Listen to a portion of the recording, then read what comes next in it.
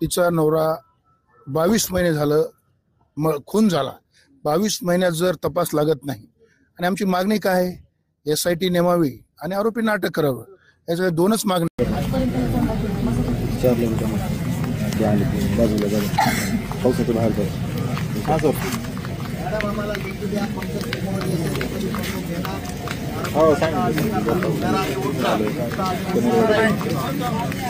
भाऊजीची date होऊन 20 महिने झाला आहे, तरी पोलीस यंत्रणेला किती बऱ्या भेटून बी काही त्याच्यामध्ये हेच करणार. SIT नेमली नाही आतापर्यंत. SIT मध्ये जे अधिकारी आले त्यांच्या टोटल बदल्या झाल्या.